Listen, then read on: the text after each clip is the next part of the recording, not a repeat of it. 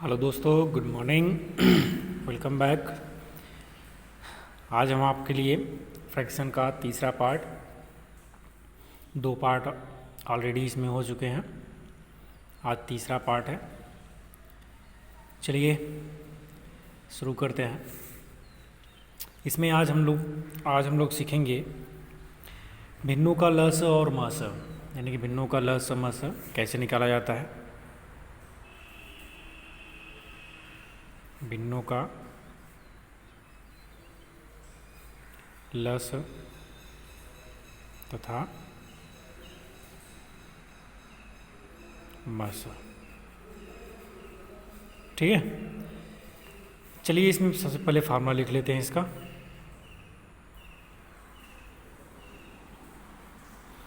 Formula लस निकालने का फार्मूला जो होता है वो होता है अंशों का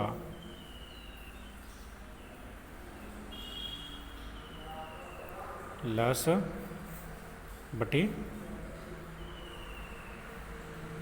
हरों का मस। यानी कि भिन्नों का लस निकालने के लिए हम क्या करते हैं, अंशों का लस लेते हैं, बटे में क्या करते हैं, हरों का मस, और अपने आप निकल जाता है भिन्नों का लस। और जैसे मस निकालना हुआ तो ठीक है, मस निकालना हुआ तो वही हम क्या करेंगे, अंशों का मस बटे हरों का लस। ठीक है दोस्तों, तो ये है आपका लस मस निकालने का फार्मूला, भिन्नों का लस और मस। चलिए एक एग्जांपल ले लेते हैं, जैसे कि 3/8, 5/12, 9/16 का लस निकालते हैं।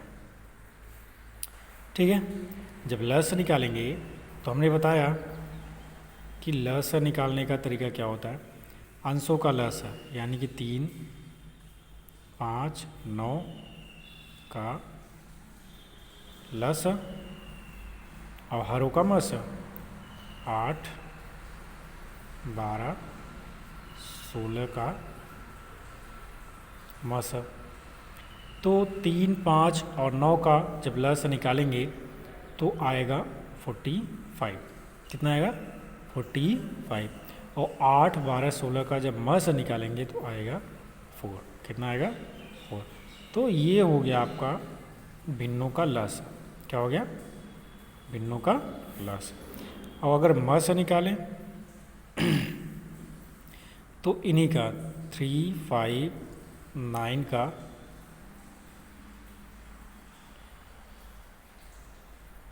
मस लिखेंगे, 8, 12, 16 का लस लिखेंगे। 3, 5, 9 का मस हमारा आएगा 1। क्या आएगा, 1, क्योंकि 1 यानी कि 3, 5, 9 एक कॉमन केवल एक ही होगा जिससे ये कटेंगे, बाकी सब ये किसी से नहीं कटेंगे, अपने आप से कटेंगे, इसलिए इसका मस 1 होगा। और 8, 12, 16 का लस कितना होगा, 48। कितना होगा, 48। तो ये हो गया आपका इसका मस। ये लस निकालने का तरीका, ये मस निकालने का तरीका। बहुत सिंपल है, बस सूत्र आपको याद होना चाहिए, आप निकाल सकते हो आसानी से। ठीक है,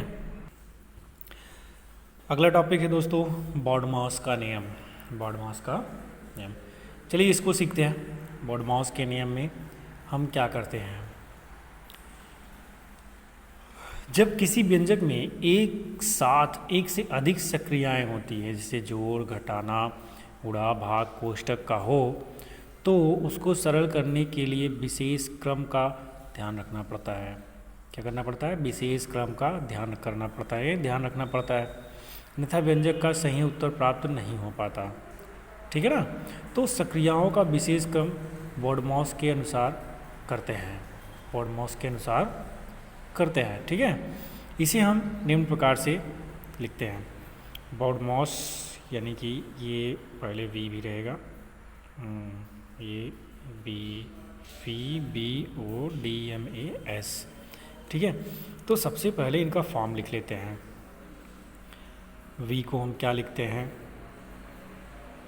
वी को लिखते हैं विनकलम आर बार, यानी कि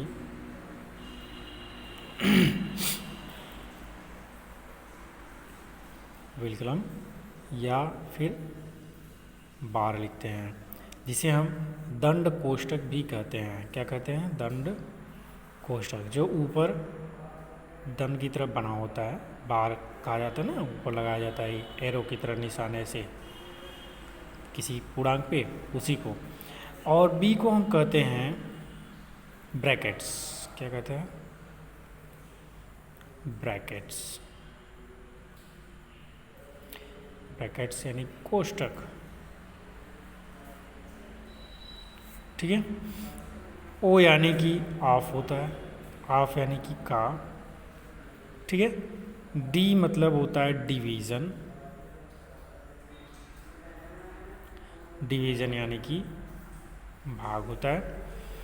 ठीक है, और एम मतलब होता है मल्टीप्लिकेशन, मल्टीप्लिकेशन यानी कि गुणा होता है। और ए मतलब होता है एडिशन, एडिशन मतलब जोड़ यानी कि योग कह सकते हैं। और एस यानी कि सबट्रैक्शन, सब ट्रैक्शन यानी कि घटाना। ठीक है, तो ये है हमारा बोर्डमॉस का फुल यानी कि फॉर्म, यानी कि इसको किस रूप में लिख सकते हैं, इसको याद रखना बहुत ज़रूरी होता है कि इसको क्या कहा जाता है। ठीक है, समझ में आई बात? चलिए इसमें का एक सवाल भी ले लेते हैं, लगाने का तरीका। इसमें सबसे पहले हम क्या करते हैं, क्या नहीं करते हैं, और सीखते हैं उसको हम कैसे क्या किया जा सकता है। ठीक है ना? चलिए तो क्वेश्चन लेते हैं। क्वेश्चन हमारा है 4 मल्टीप्लाई, देखिए बड़ा कोष्ठक लगाते हैं, 3 डिवाइड बाई 4 लिखेंगे। फिर इसके बाद मझला कोष्ठक बनाते हैं, ये 4, फिर मल्टीप्लाई 3, डिवीज़न करते हैं, डिवीजन सिंबल, फिर छोटा कोष्ठक 3 इंटू 3, फिर इसको बंद करते हैं मझला कोष्ठक, फिर बड़े कोष्ठक से। अब इसको हल करते हैं। ठीक है ना? तो हल करने का तरीका, चलिए यहाँ 4 लिखेंगे, फिर इंटू लिखेंगे इसको, फिर बड़ा कोष्ठक लगाते हैं, फिर लिखते हैं 3 डिवाइड बाई 4। ठीक है ना? कर दिए। अब एक काम करते हैं हम लोग, ये मझला कोष्ठक अभी रहने दो, सबसे पहले इसको ऐसे लिखो, हम छोटा कोष्ठक तोड़ेंगे। तो 3 3 का यानी 3 3 3 का 9 लिखेंगे। कितना लिखेंगे?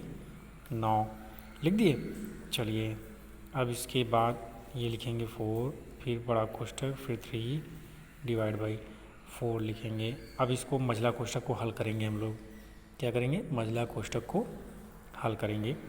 सबसे पहले लिखते हैं, ये चरतियाँ 12 होगा, 12 कर दिए। अब डिवीज़न है ना, तो डिवीज़न को हम बटे लिख सकते हैं, भाग के रूप में ऐसे भी लिख सकते हैं। ठीक है, बड़ा कोष्ठक लगा दिए। अब देखिए क्या करते हैं, 4 गुणे 3 डिवाइड बाई 4। अब इसको डिवाइड कर दीजिए। जब इसको डिवाइड करेंगे यानी कि इसका चलो मल्टीप्लाई कर देते हैं, चलो छोड़ो 12, अब पूरे बटे हो जाएगा 9। अब मझला कोष्ठक हट गया, बचा कितना? बड़ा कोष्ठक। इसको डिवाइड कर देते हैं। चलिए डिवाइड करेंगे अगर हम, ठीक,